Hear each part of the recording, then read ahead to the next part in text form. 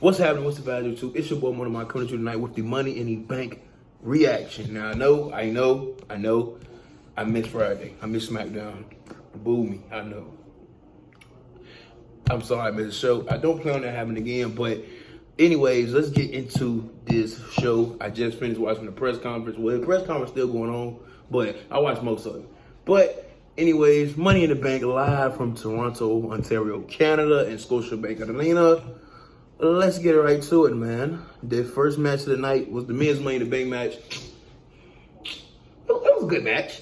It was a good match. It had its spots, but it's just the ending gonna leave a bad taste in everybody's mouth. And it was in the end. If you watched my last video, I said it in the video that either Jay was gonna win or Drew was gonna win. And if Drew won, it was gonna be like, I don't want to say a waste of the Money in the Bank, but you knew it was going to happen. Anyways, like I said, it's a good match. But Drew McIntyre wins. Jay gets this close to taking the briefcase. He gets this close, but then Drew throws a ladder in his face, knocks him out the ring. Drew climbs the ladder. Drew wins the Money in the Bank. And as we all know, Drew said if he won, he was going to cash in tonight, which he did. We're going to get to that. But like I said, I mean, it was the match is good, but it's just the end is going to leave a bad taste in your mouth. A lot of people. Unless you're a Drew McIntyre stand, then it still was a bad night for you. So let's keep pushing. The second match of the night, Braun Breaker versus Sami Zayn. I don't gotta say too much about this match. It was everything I expected. It was basically the story being told was, like I said, Sami's experience was going to give him the edge. That was basically the story being told with that match. Braun was coming in. Braun was a tough out. He was a tough out, as you knew he was going to be. He was going to push Sami to his very limit. He was going to get Sami to his breaking point, and he was going to have Sami right here, but Sami's experience was going to give him the win, and that's what happened. Sami gets the win over Breaker, retains the Intercontinental Championship. I'm not mad at that at all. That's what I predicted. That's how I feel like it should be. Braun, keep building up Braun. This is a hell of a spot. This is a hell of a place for Braun. Shout out Braun Breaker. That was definitely a good match. The third, and then after that match, the next part of the show, John Cena comes out. Trish Stratus is the host of the show. We're in Canada. She brings out John Cena. It's a surprise because John wasn't, at least for me, I ain't heard about nothing about John being here, but John was here, and John came, and John announced his retirement. All from left field, right? But John basically announced his farewell tour. He said that this is not the time is now, the last time is now. I like that play on words.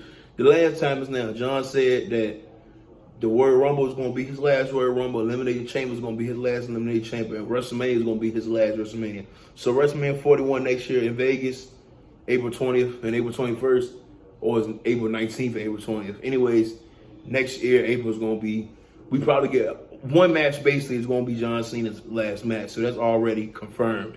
So we can look forward to that.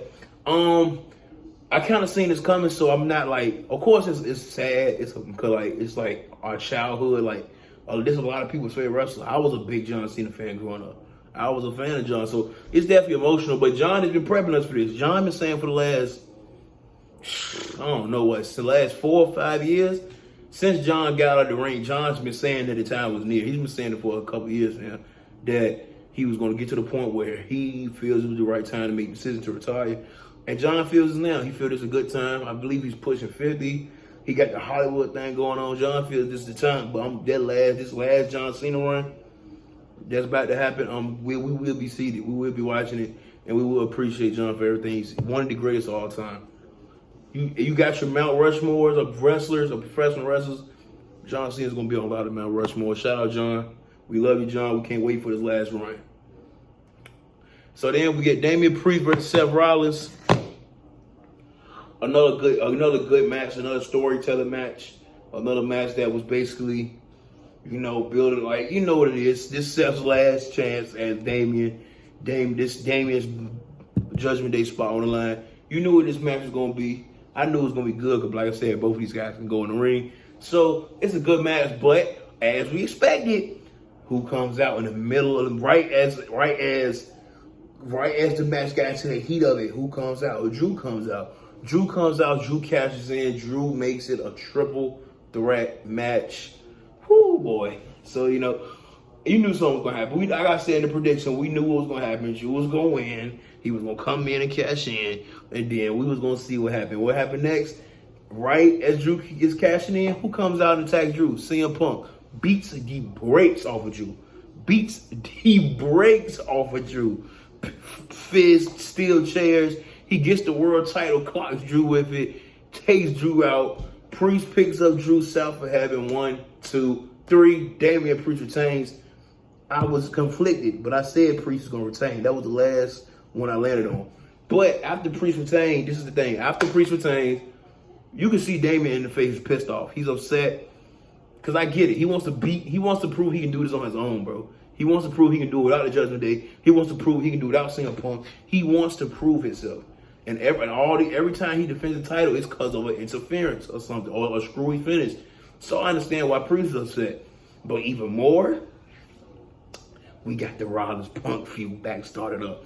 Because why Drew was pissed off, of course, because Punk just cost him again.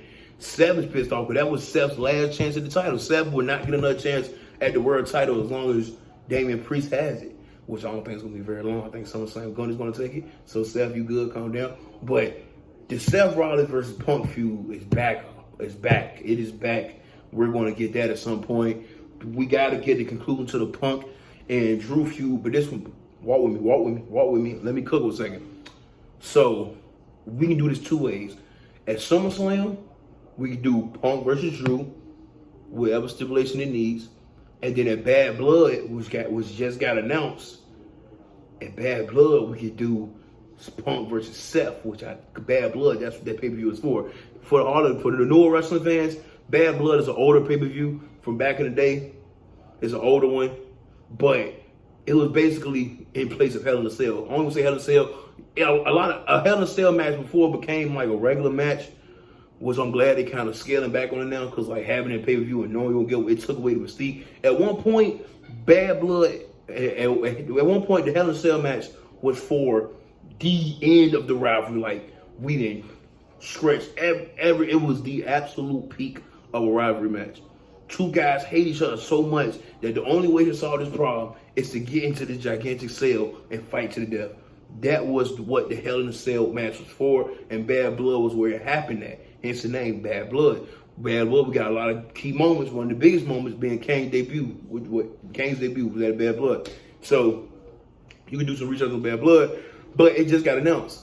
I think at Bad Blood, I think that's what we do Punk versus Seth. But I said, let me cook, because we can do something even better, in my opinion. At SummerSlam, we can still run Punk versus Drew, but have Seth cost Punk or get in a match and cost both of them and just fuck it up. And then at Bad Blood, we could do Punk, Drew, Seth, triple threat, Hell in a Cell match. I feel like it will cook. Let me cook. Put me in creative. I feel like it'll cook. Even though Punk said he don't Punk, I don't give a damn, boy. Hell in a Cell, Seth versus Drew versus Punk, Hell in a Cell, Bad Blood, book it, Triple H, book it, Hunter. Book it. I'm giving you the sauce. And after the show, on the post show, on the desk with Wade, Big E, and Jackie Redmond, Drew runs out, and he's screaming to the camera, "Where's Punk? Punk, I know you're still here. Come here. Come fight me right now." And then referees come up to try to detain him. He knocks the referees off. Then Adam Pearce comes up, and Drew elbows the shit out of Adam Pearce. Adam Pearce pushes Drew like, "Man, calm down." And then Wade Barrett gets in and breaks them up, because it's like Adam Pearce and Drew McIntyre about to fight. So Drew definitely Drew has some discipline coming to him Monday. He don't think he's going to get fired, but boy, you have some coming for your ass. Just wait up. You got some coming for you, buddy. Monday, Adam Pearce is going to get into your ass, boy.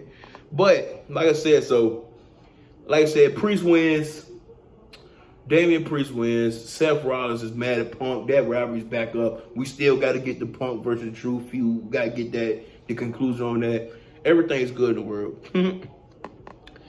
The fourth match of the night, the Women's Money in the Bank match. This was the best match on the card tonight. I'm standing by it. This was the best match. The woman ate. They ate the man up this year. Do you hear me? The Men's Money in the Bank was cool.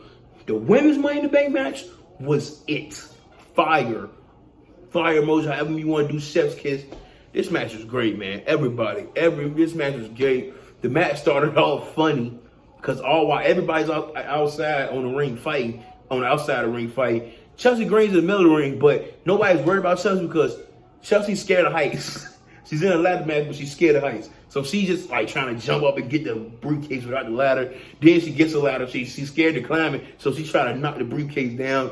Then that's when Naomi comes in. We get the match really underway. But like I said, man, great match. So many spots. So many. The girls went all out. Tiffany Stratton showed out. Chelsea Green showed out. She had a unpretty her on the ladder.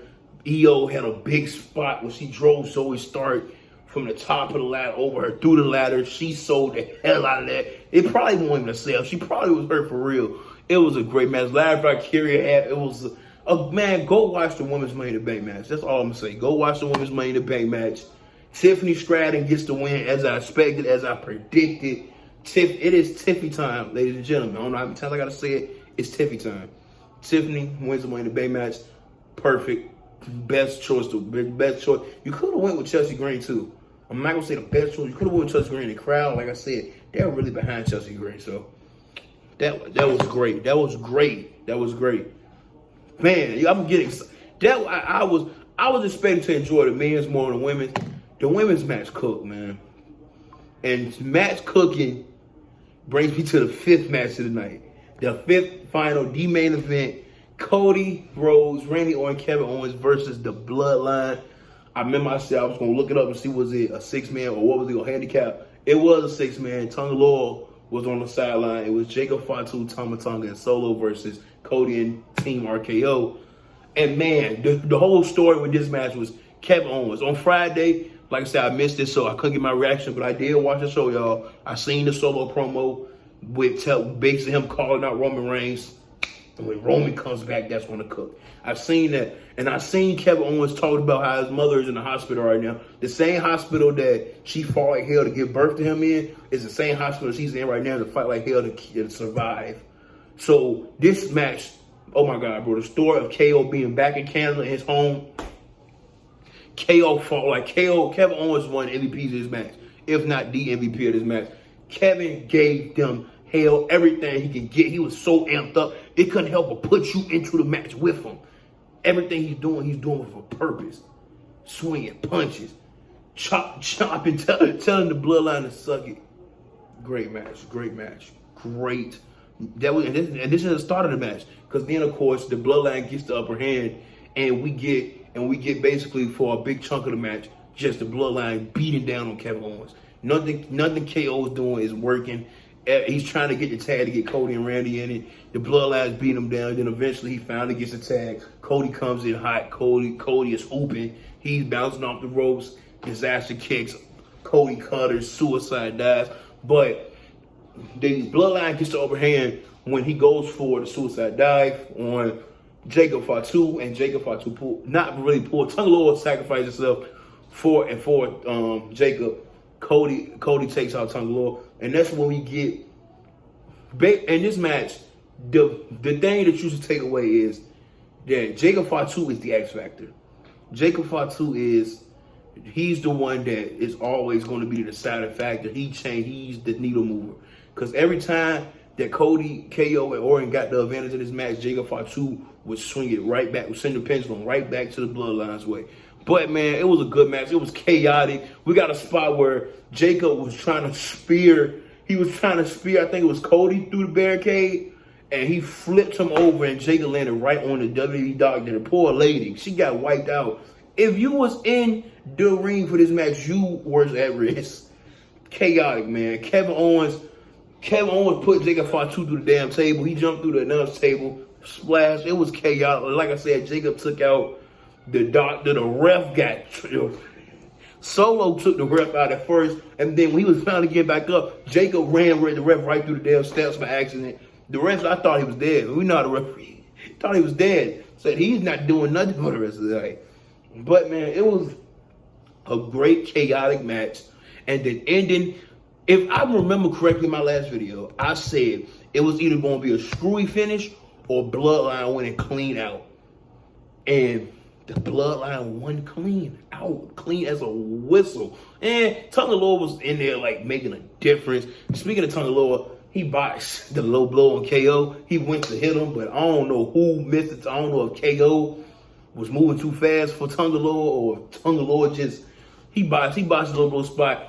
It looked kind of awkward, but he bounced back and he got the low blow. So it wasn't clean, but it was clean as it's gonna get, man. At the end of the match, Cody is about to crossroads. He's about to hit the crossroad Trinity. He's about to hit the third crossroads on Solo.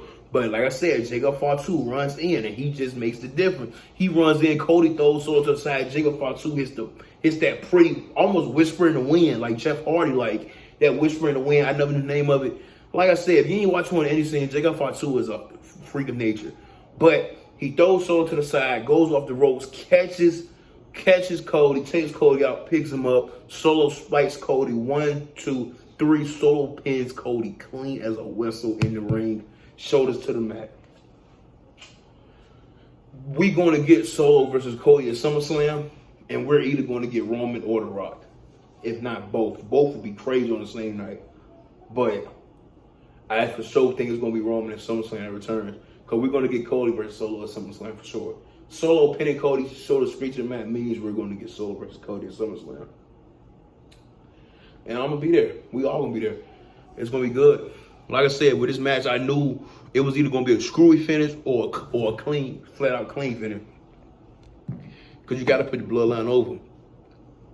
And that was clean as it's going to get, man. That was clean as it's going to get. But that was all 5 matches. Y'all know how the PL East says schedule is. It's 5 matches. I can't complain, bro. It was a good show. It was a good show. Men's Money in the Bank winner was Drew McIntyre. A little left to be desired there, but it fits in the storyline. So sometimes you just gotta sacrifice stuff for the story. That's just the tough truth. I've came to the realization of that. Once you do, wrestling becomes a lot more fun. So I understand you might be mad at everybody that Drew McIntyre won, and we basically had a waste of Money in the Bank, but sometimes the story means more. And really, whoever would have had that briefcase would have been holding on to it forever, because Priest is going to hold the title till SummerSlam, and then Gunther probably goes over Priest at SummerSlam, and then Gunther is going to have him a nice title reign with that world title. So whoever's going to get that briefcase, they won't cash in until next year sometime probably. Maybe another WrestleMania cash in, maybe a late right before Money in the Bank cash in next year. So this year we really didn't need that. We really didn't need somebody to have that briefcase. So I'm not mad at Drew for win, but it's a little left to be desired. But it's cool. Like I said, say the storyline. So men's Money in the Bank, Drew McIntyre wins. That's a thumbs up. Match 2, Braun Breaker versus Sami Zayn. I liked it. Of course, I knew how it was gonna go. It's inexperience versus experience. Sami gets the win. The John Cena segment when announcing his farewell tour, that was good. Match 3, Priest versus Rollins, that was good. Great ending. The women's Money in the Bank match stole the show for me. That was great. That's a match I'm gonna go back and watch at some point. And the 5th match of the night, the main event, Cody and KO and Randy Orton versus the Bloodline. Bloodline win clean. Good show, man. Good show. I can't wait for Monday to come so we can keep it going. We can keep this train pushing. I miss SmackDown. I'm not missing no more shows. I'm not planning on missing no more shows. If I miss a show, I promise you, it was a good reason, because I do not want to miss no shows. So, y'all, I'm going to wish y'all a good weekend. Heat Wave, NXT, for my NXT fans, Heat Wave is tomorrow. I know I said I was going to be doing some NXT stuff, and I haven't did any NXT stuff yet. Just give me a little time on that. I'm still working a few things out, but I'm going to, at some point, I will be on NXT Wave 2. I will be watching Heat Wave tomorrow. I might drop a little skit segments of that. We're going to see. We're going to see what it takes us. But I will see y'all Monday night for Raw. Y'all have a good weekend. Be safe. Love and prosperity. Like, comment, and subscribe. Share.